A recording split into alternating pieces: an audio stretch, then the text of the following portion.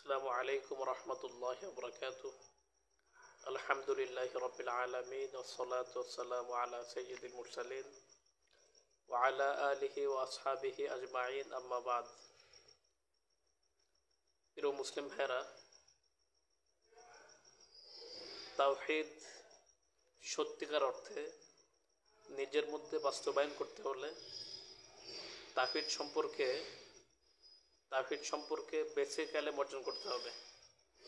তাওহীদের ব্যাখ্যা সম্পর্কে জানতে হবে। প্রিয় মুসলিম ভাইয়েরা, তাওহীদের রুকন দুইটি। একটা হচ্ছে লা ইলাহা, এটা একটি রুকন, আরেকটি হচ্ছে ইল্লাল্লাহ, এটি আরেকটি রুকন। লা ইলাহা মানে সমস্ত তাগুতকে অস্বীকার করা, সমস্ত গায়রুল্লাহকে অস্বীকার করা, সমস্ত গায়রুল্লাহকে বাতিল করা। লা ইলাহা মানে নফি, নাকচ করা, অস্বীকার করা। ক্ষমতার মালিক একমাত্র আল্লাহ তাআলা, গায়রুল্লাহকে না বলা এবং যে সমস্ত বিষয় আল্লাহর সাথে সম্পৃক্ত এই সমস্ত বিষয়ে গায়রুল্লাহকে নাকচ করে দেওয়া, এটা হচ্ছে লা ইলাহা। আর ইল্লাল্লাহ মানে সমস্ত ক্ষমতা, সমস্ত গুণাগুণ, সর্বক্ষেত্রে আল্লাহকে একক গণ্য করা। তাহলে আমরা বুঝতে পারলাম লা ইলাহা মানে নাকচ করা, ইল্লাল্লাহ মানে গ্রহণ করা। অদৃশ্যের খবর একমাত্র কে রাখে? আল্লাহ। আর লা ইলাহা মানে নাকচ করলাম পীর, ওলি, দরবেশ, বুজুর্গ ইলহামের মাধ্যমে, কাশফের মাধ্যমে, আরও তাওয়াজ্জুর মাধ্যমে বিভিন্ন সিস্টেমে অদৃশ্যের খবর রাখে। এরপরে বিশ্ব পরিচালনায় আল্লাহর সাথে শরীক হয়, ক্ষমতা খাটাইতে পারে, কিয়ামতের দিন মুরিদদেরকে নিয়ে বেহেশতে চলে যেতে পারবে, সুপারিশ করার ক্ষমতা রাখে। আরও বিভিন্ন রকমের সুফিবাদের বিভ্রান্ত শিরকি কুফরি আকীদা আছে। এই বিষয়গুলো আমাদেরকে ভালো করে বুঝতে হবে। এই জন্য তাওহীদের ব্যাখ্যা জানতে না পারলে আমরা পীর সাহেবদের শিরক কুফরের মধ্যে নিজের অজান্তেই চলে যাব। এই জন্য অবশ্যই আমাদেরকে সতর্ক থাকতে হবে এবং বাতিলদেরকে চিনতে হবে। বাতিল থেকে বাঁচার জন্য বাতিলদেরকে চিনতে হবে। বাতিলকে না চিনতে পারলে বাতিলদের আকীদা আমার মধ্যে চলে আসতে পারে। আমাদের বাংলাদেশের, ভারত, পাকিস্তান এই উপমহাদেশের বেশিরভাগ মানুষ সুফিবাদে বিশ্বাসী, পীরতন্ত্রে বিশ্বাসী।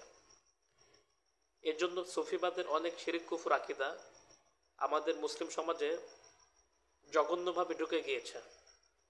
এই বিষয়টা জাতিকে সতর্ক করা উচিত। প্রিয় মুসলিম ভাইয়েরা, একটি গুরুত্বপূর্ণ বিষয় হচ্ছে পীর সুফিবাদ এবং শিয়াদেরও একই আকীদা যে পীরদের আকীদা ওলিরা নবীদের থেকে শ্রেষ্ঠ। আবার শিয়াদের আকীদা, শিয়াদের 12 জন ইমাম নবীদের থেকে শ্রেষ্ঠ। আবার ওলিদের আকীদা, ওলি দরবেশরা নবীদের থেকে শ্রেষ্ঠ। তাদের অনেক কিতাবের মধ্যে এই লেখাগুলি আছে। আপনারা কাটাকাটি করলে, যাচাই করলে ইনশাল্লাহ পেয়ে যাবেন। আসলে সুফিতন্ত্র বা সুফিবাদ এটা মূলত খ্রিস্টানদের বৈরাগ্যবাদ থেকে, হিন্দুদের হলুল থেকে এবং হিন্দু, খ্রিস্টান এবং আরও বিভিন্ন শিয়াদের বিভিন্ন আকীদা থেকে জগা খিচুড়ি মার্কা একটা জঘন্য আকীদা। এই জন্য সুফিবাদ সম্পর্কে আমাদের সকলকেই ভালোভাবে জানতে হবে। নচেত সুফিবাদের আকীদা যদি কারো মধ্যে চলে আসে তার ধ্বংস অনিবার্য। এই জন্য আমরা সুফিবাদের কিছু বিষয় নিয়ে সংক্ষিপ্ত আলোচনা করবো ইনশাল্লাহ। প্রিয় মুসলিম ভাইয়েরা, সুফিবাদ, সুফিতন্ত্র এটা একটা জটিল একটা বিষয়। এটা নির্দিষ্ট কোনো আকীদা, বিশ্বাস বা নির্দিষ্ট কোনো সংগঠনের নাম না। এটা সুফিবাদ এমন একটি বিষয় যেটা প্রতি শতাব্দীতে, প্রত্যেক 100 বছরে তার মধ্যে আপডেট হয়েছে। বিভিন্ন রকম আকীদা, বিশ্বাস তার মধ্যে ঢুকছে। প্রায় 600 বছর যাবৎ কম বেশি হবে সুফিবাদের আকিদা চলমান। তো প্রত্যেক 100 বছরে তার মধ্যে কিছু সংযোজন হয়, তার মধ্যে কিছু ঢুকে, তার মধ্যে আমলিগতভাবে এবং আকিদাগতভাবে বিভিন্ন বিষয় ঢুকে আসতেছে। এভাবে ঢুকতে ঢুকতে ঢুকতে 1400 বছর পর একটা জগা খিচুড়ি মার্কা একটা খ্রিস্টান, হিন্দুদের হুলুল আকিদা, খ্রিস্টানদের বৈরক্যবাদ এবং শিয়াদের থেকে বিভিন্ন ধার করা আকিদা, এসব মিলে একটা খিচুড়ি মার্কা আকিদায় রূপ নিয়েছে। যদি সুফিবাদের ইতিহাস আপনাদেরকে আমি বলি, ব্যাখ্যা করে খুলে খুলে বলি, তাহলে আপনারা বিষয়টা বুঝতে পারবেন। এটা ইনশাল্লাহ আমরা আলোচনা করব কোনো একটা সময়। সুফিবাদ নিয়ে আমরা দীর্ঘ আলোচনা করবো ইনশাল্লাহ, ধারাবাহিকভাবে আলোচনা করব। সুফিবাদের উত্থান, সুফিবাদের ক্রম বিকাশ, সুফিবাদের প্রতিষ্ঠা কারা, সুফিদের মূল মূল আকিদাগুলো কী কী, এগুলো আমরা ইনশাল্লাহ ধারাবাহিক আলোচনা করব। তো যে একটি বিষয় বললাম যে আমলিগতভাবে এদের তো বেদাত স্বীকৃত, অসংখ্য অগণিত বেদাত এদের মধ্যে আছে। আর আকিদাগতভাবেও অনেক শিরিক এবং কুফরি আকিদা এদের মধ্যে আছে, যেগুলি এদের কিতাব থেকে আমরা ভালোভাবে বুঝতে পারি। এজন্য প্রিয় মুসলিম ভাইয়েরা, অলিরা নবীদের থেকে শ্রেষ্ঠ, এই আকিদা সুফিদের অনেক কিতাবে আছে। এটা অনুরূপ শিয়াদের আকিদা। এই যে বিষয়টা, এটা কিভাবে অলিরা কিভাবে নবীদের থেকে শ্রেষ্ঠ, এর কারণ হিসাবে ওদের কিতাবে লেখা হয়েছে। কয়েকটি কারণ উল্লেখ করা হয়েছে এবং 3টা কারণ। প্রথম কারণ হচ্ছে নবীরা জাহিরি এলেম রাখে কিন্তু বাতিন এলেম রাখে না।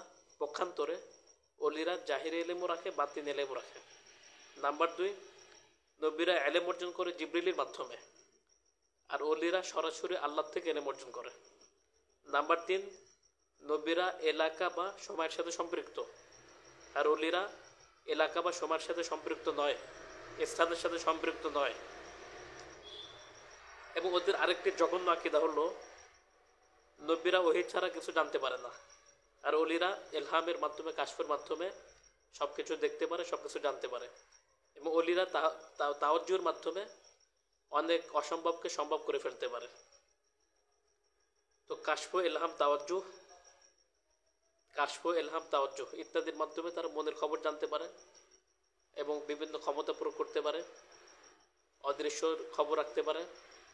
তারপর বিশ্ব পরিচালনায় আল্লাহর সাথে শরীক হতে পারে, ক্ষমতা বাস্তবায়ন করতে পারে, এবং মৃত্যুর পরে তাদের ক্ষমতা আরও বেশি বেড়ে যায়। আরও বিভিন্ন আকিদ আছে, যাই হোক আমি ওগুলো বলতে যাচ্ছি না। অথচ বিশুদ্ধ আকিদা হলো লা ইলাহা ইল্লাল্লাহ। লা ইলাহা মানে বাতিল করা। সমস্ত ক্ষমতার মালিক একমাত্র আল্লাহ তাআলা। সমস্ত আনুগত্য আল্লাহর সাথে করতে হবে, অন্য কারোর সাথে নয়। কোনো ব্যক্তি যদি ক্ষমতার মালিক আল্লাহকেও মনে করে, পাশে অলিকেও মনে করে, দরবেশকেও মনে করে, বুজুর্গকেও মনে করে, মৃত্যু ব্যক্তিকেও মনে করে, বাবাকেও মনে করে, খাজাকেও মনে করে, তাহলে সে ব্যক্তি আল্লাহর সাথে ওই ব্যক্তিকে শিরিক করলো, অংশীদার বানালো। এই কারণে সে ব্যক্তি মুশরিক হয়ে যাবে। এজন্য এখানে কারামত, সেটা আলাদা একটি বিষয়। কারামাতুল আউলিয়া হাক্কুন, ওলিদের কারামত সত্য, এর আকিদার কিতাবগুলোতে আছে। তো কারামত কি জিনিস সেটা বুঝতে হবে। কারামত হলো দিন প্রচার করার জন্য আল্লাহ তাআলা যাকে যতটুকু দান করেন সে ততটুকুই লাভ করতে পারে। যাকে যখন যতটুকু আল্লাহ তাআলা দেন সে ততটুকু লাভ করতে পারে। কারামত এটা স্থায়ী কোনো কক্ষিগত কোনো সম্পদ না। কারামত পাইলাম, স্থায়ী একটা সম্পদ পেয়ে গেলাম, এখন যা ইচ্ছে তাই করতে পারবো, বিষয়টা এমন না। কারামত স্থায়ী কোনো বিষয় না। এটা আমি আপনাকে অনেক দলিল পেশ করতে পারবো, কোরআন সুন্নাহ থেকে ভরি ভরি প্রমাণ পেশ করতে পারবো ইনশাল্লাহ। যেমন একটি ঘটনা উল্লেখ করি। ইয়াকুব আলাইসাল্লাম, তার ছেলে ইউসুফ আলাইসাল্লাম, যখন ইউসুফকে কুয়ার মধ্যে নিক্ষেপ করা হয়, তো কুয়াটি ছিল ইয়াকুব আলাইসাল্লামের ঘর থেকে খুব সন্নিকটে। এত সন্নিকটে হওয়া সত্ত্বেও নবী ইয়াকুব আলাইসাল্লাম নবী হওয়া সত্ত্বেও তিনি কুয়ার খবর দিতে পারলেন না, কুয়ার সংবাদ নিতে পারলেন না, কুয়া সম্পর্কে কোনো জ্ঞানও পেলেন না। এত অদূরেই বাসার অদূরেই সন্নিকটে তার ছেলে কুয়ার মধ্যে পড়ে আছে, এ খবর তিনি নিতে পারলেন না। অথচ এর প্রায় 30-40 বছর পরে যখন ইউসুফ আলাইসাল্লাম মিশরের ক্ষমতার মধ্যে অধিষ্ঠিত হলেন, আসীন হলেন, তখন ভাইয়েরা গেল, দীর্ঘ আলোচনা আছে, ঘটনা আছে। পরিশেষে ইউসুফ আলাইসাল্লাম তার ভাইদের কাছে একটি জামা দিলেন, দিয়ে বললেন জামাটি নিয়ে আমার বাবার চেহারার উপর রাখবে, ইয়াতি বাসিরা, তখন তিনি দৃষ্টিশক্তি ফিরে পাবেন।